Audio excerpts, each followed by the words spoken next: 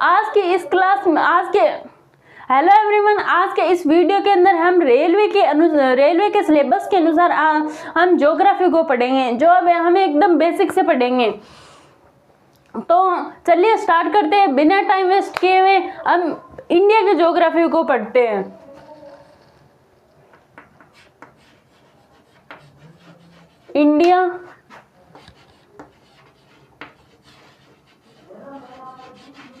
India की geography को पढ़ते हैं, एकदम से बेसिक से पढ़ेंगे, एक एक शब्द का अर्थ समझते हुए चलेंगे। तो सबसे पहले हम देखते हैं कि हमारे इंडिया की उत्पत्ति कैसे हुई। तो देखते हैं कि आज से 60 करोड़ वर्ष पूर्व प्री कैम्ब्रियन युग में, जो कि ये पृथ्वी आपकी ये दो भागों में बंटी हुई थी। कब? 60 करोड़ वर्ष पूर्व, यानी प्री कैम्ब्रियन युग में दो भागों में बंटी। कौन कौन से? पहला है आपका और ये आपका दूसरा। पहला है आपका भाग जिसको नाम कहते हैं अंगारा लैंड। दूसरा भाग है जिसे हम कहते हैं गोंडवाना लैंड। गोंडवाना लैंड।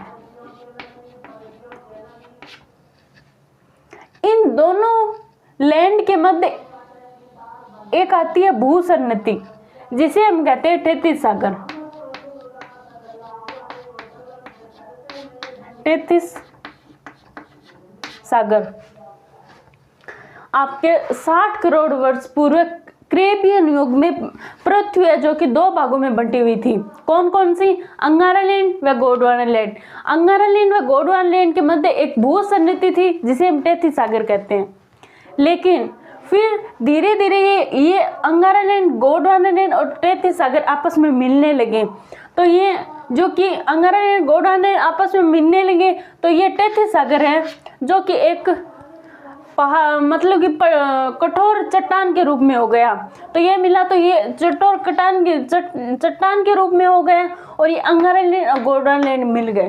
तो आज जो भारत की स्थिति है, जिसमें जो दक्षिणी भारत है वो आपके गोंडवाना लैंड का भाग है, और जो कि आपके हिमाचल प्रदेश है वो टेथिस सागर का भाग है। तो आप समझ गए होंगे कि भारत की उत्पत्ति कैसे हुई। इसके और इसके मिलने से इसके हिमाचल की उत्पत्ति हुई, और इसकी जो आपके जो दक्षिण प्रायद्वीपीय पठार है उससे गोंडवाना लैंड की उत्पत्ति हुई। अब हम देखते हैं कि जो इस मतलब कि पृथ्वी के अंदर हमारे भारत का मतलब अक्षांश के आधार पर, देशांतर के आधार पर हम इसकी स्थिति देखते हैं। तो फिर से ये आपकी पृथ्वी हो गई, ये आपकी अक्षांश रेखा हो गई, जो कि 0 डिग्री देशांतर। ये 23.5 डिग्री। ये जो कि 0 डिग्री ये अक्षांश है, इसका नाम है भूमध्य रेखा। भूमध्य रेखा आपको पता है कि ये पृथ्वी को दो बराबर हिस्सों में बांटती है। इसको हम कहते हैं मकर रेखा।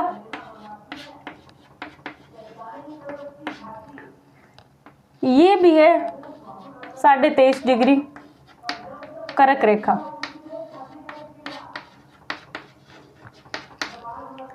ये है 66.5 डिग्री आर्कटिक रेखा,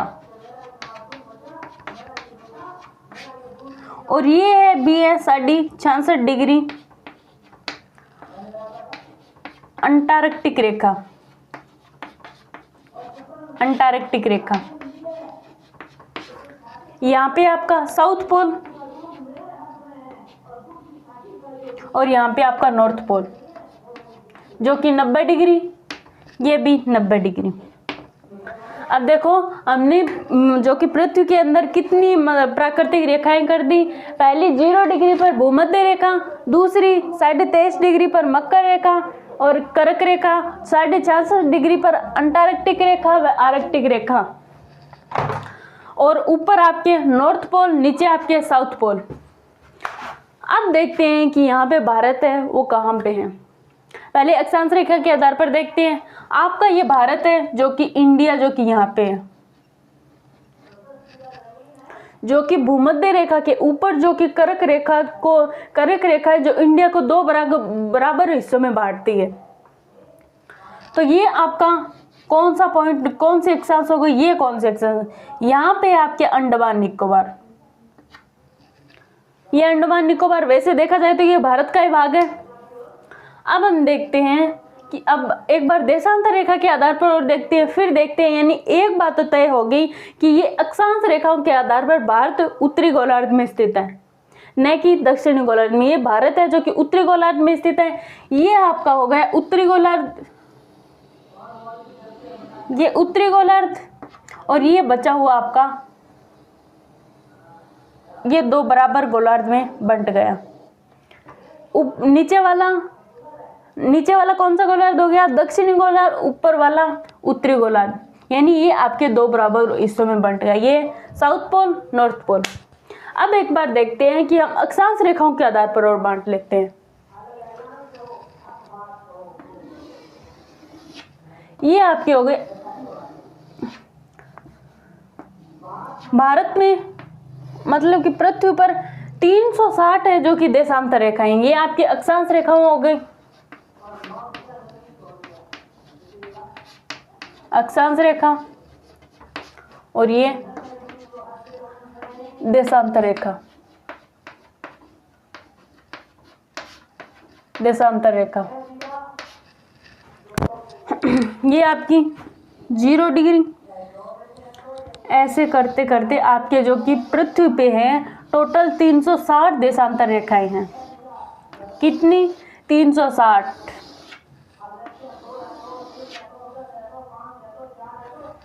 अब एक बात तो तय हो गया कि भारत जो कि है जो कि उत्तरी गोलार्ध में स्थित है। अब हमको ये नहीं पता कि ये पूर्व में है या पश्चिम में है, इसको एक बार मिटा दो। अब ये नहीं पता है कि ये पूर्व में या पश्चिम में है, इसको हम फिर साबित करेंगे कि आपको ये कैसे आया। ये आपके 0 डिग्री हो गया, ये आपके जो कि अक्षांश रेखा यानी भूमध्य रेखा हो गई। हमने भारत को वहां पे लिखा, ये आपका भारत।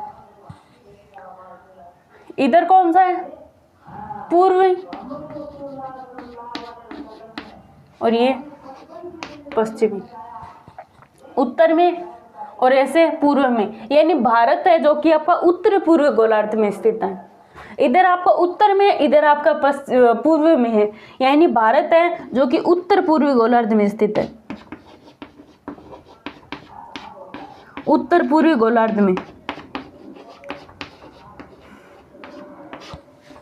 अब देखते हैं कि हमारे भारत में कौन सी जलवायु पाई जाती है, कौन सी जलवायु पाई जाती है। इसको एक बार छोड़ दो, इसको मिटा ही देते हैं। ये आपको समझ में आ गया कि भारत है जो कि पूर्वी गोलार्ध में स्थित, उत्तरी पूर्वी गोलार्ध में स्थित है अक्षांश रेखाओं के आधार पर पूर्वी गोलार्ध में, और अक्षांश रेखाओं के आधार पर भारत है जो कि उत्तरी गोलार्ध में स्थित है, और दक्षिणी गोलार्ध के आधार पर दक्षिणी देशांतर रेखाओं के आधार पर भारत पूर्वी गोलार्ध में स्थित है। अब देखते हैं कि भारत की जलवायु कौन सी है। ये आपका सूर्य है, ये सूर्य की सीधी किरणें कहाँ पड़ती है, भूमध्य रेखा पे, भूमध्य रेखा पे सूर्य की सीधी किरणें पड़ती है। लेकिन जैसे जैसे हम मतलब ध्रुव की ओर बढ़ते हैं तो सूर्य की किरणें तिरछी पड़ती हैं, जैसे जैसे ध्रुव की ओर बढ़ते हैं तो सूर्य की किरणें तिरछी पड़ती है। यानी कि अब आपके सामने प्रश्न आता है कि मतलब कि पृथ्वी पर सबसे सीधी किरणें कौन से रेखा पर पड़ती है, भूमध्य रेखा पर तिरछी, जो कि ध्रुव पर सीधी किरणें ध्रुव रेखा पर पड़ती है। इसका मतलब भयंकर गर्मी है, भयंकर गर्मी है, तो ये हो गया आपका उष्ण कटिबंध, ये हो गया आपका उष्ण कटिबंध। लिख लेते हैं, यहाँ पे नहीं, यहाँ पे उष्ण कटिबंध। जैसे जैसे ध्रुव की ओर बढ़ेंगे तो जो कि आपकी गर्मी है ये कम होती, यहाँ पे आती है शीतोष्ण कटिबंध। यहाँ पे भी शीतोष्ण और यहाँ पे भी शीतोष्ण, यानी यहाँ पे सर्दी और गर्मी दोनों एक समान है, शीतोष्ण। और यहाँ पे भी शीतोष्ण कटिबंध।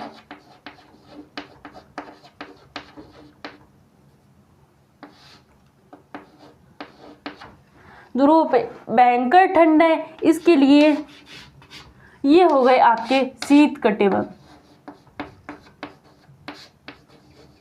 ये भी शीत कटिबंध और ये भी शीत कटिबंध। अब हमारी पृथ्वी पे 3 प्रकार की जो कि जलवायु पाई जाती है।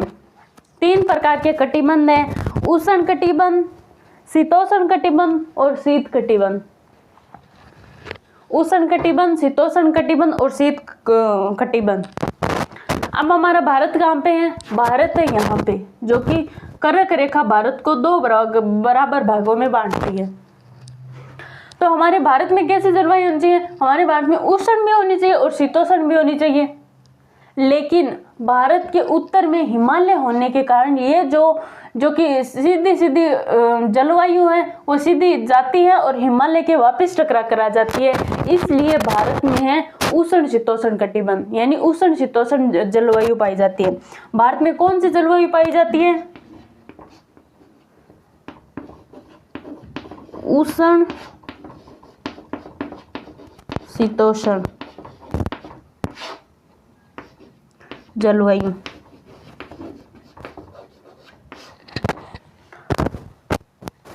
उष्ण शीतोष्ण जलवायु भारत में पाई जाती है। तो अब आपको पूछ ले कि भारत कौन से गोलार्ध में स्थित है? भारत जो कि है उत्तर पूर्वी गोलार्ध में स्थित है। दूसरी बात पूछ ले कि भारत में कौन सी जलवायु पाई जाती है? उष्ण शीतोष्ण जलवायु भारत में जो कि पाई जाती है उत्तरी पूर्वी गोलार्ध में, और उष्ण शीतोष्ण जलवायु पाई जाती है। अगर आप इसका एक नाम और चाहो तो शीतोष्ण जलवायु भी इसे कह सकते हैं, या आप इसे उष्ण कटिबंधीय जलवायु भी कह सकते हैं।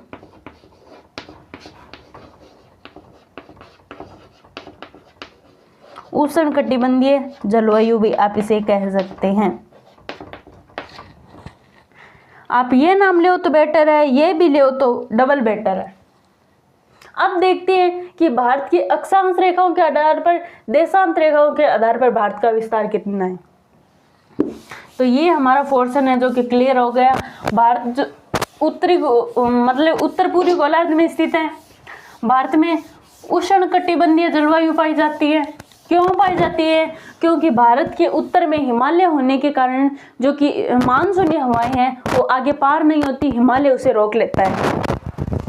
अब हमारा अगला पोर्शन आता है कि भारत की जो अक्षांश रेखाओं के आधार पर विस्तार है वो कितना है।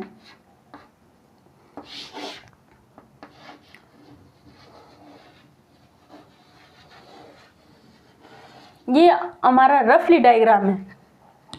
वैसे आप चाहो तो आप बना सकते हो अच्छे से। ये आपका रफली एक डायग्राम है। यहाँ पे आपके अंडमान निकोबार द्वीप समूह है जो कि भारत का ही एक केंद्र शासित प्रदेश है। अगर आप ज्योग्राफी पढ़ रहे हो तो आपके 28 राज्य और जो कि 9 केंद्र शासित प्रदेश है उसके नाम याद होने चाहिए। आपको जो कि राजस्थान मतलब इंडिया का मैप है वो आपको एकदम स्टिक आना चाहिए। आपका पहला काम आज का होमवर्क यही है कि आपको मैप ज़्यादा से ज़्यादा भरने हैं। अब देखते हैं कि यहाँ पे कितनी अक्षांश है, यहाँ पे और यहाँ पे, और ये पूर्वी छोर। यहाँ पे है 8 डिग्री 4 मिनट नॉर्थ,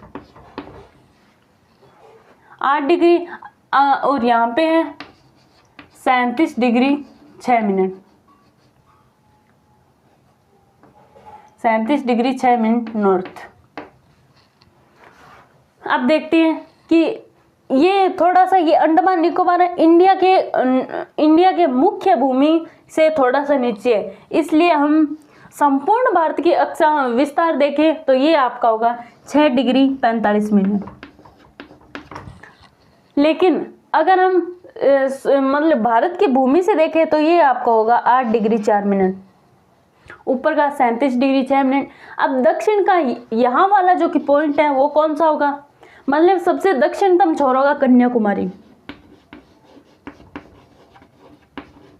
ये आपके कहाँ पे है, कौन से राज्य में है, जो कि है तमिलनाडु में।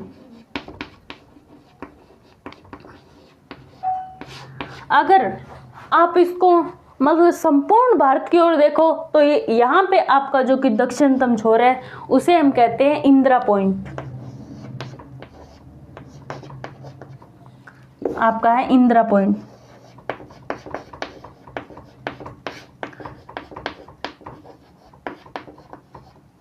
अगर आप इसे दूसरा नाम चाहो तो इसे पार्सन पॉइंट भी कह सकते हैं।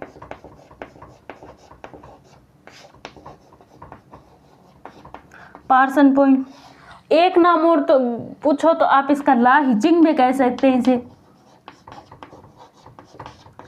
यानी आपकी संपूर्ण भूमि का दक्षिणतम छोर इंदिरा पॉइंट, पार्सन पॉइंट, ला हिचिंग, यानी इसके 3 नाम है। उत्तरतम छोर कौन सा है, उत्तरतम छोर है आपका इंदिरा कोल। इंदिरा कोल जो कि कहाँ पे है, लद्दाख में। लद्दाख एक केंद्र शासित प्रदेश है। लद्दाख में अगर ये आपका इंदिरा कोल है जो कि सियाचिन ग्लेशियर में है, हम आगे पढ़ेंगे, याद हो तो ठीक, नहीं हम आगे इसको विस्तार से पढ़ेंगे। सियाचिन ग्लेशियर में है। ये हमारा हो गया अक्षांशीय विस्तार। दक्षिणतम जो कि अक्षांश है वो है 8 डिग्री 4 मिनट से 37 डिग्री 6 मिनट, और संपूर्ण भारत से देखें तो 6 डिग्री 45 मिनट। दक्षिणतम छोर है जो कि कन्याकुमारी तमिलनाडु, और वैसे देखा जाए तो इंदिरा पॉइंट या पार्सन पॉइंट या ला हिचिंग। उत्तरीतम छोर इंदिरा कोल जो कि लद्दाख में, जो कि सियाचिन ग्लेशियर में, उसका अक्षांशीय विस्तार 37 डिग्री 6 मिनट। अब आता है हमारा देशांतरीय विस्तार।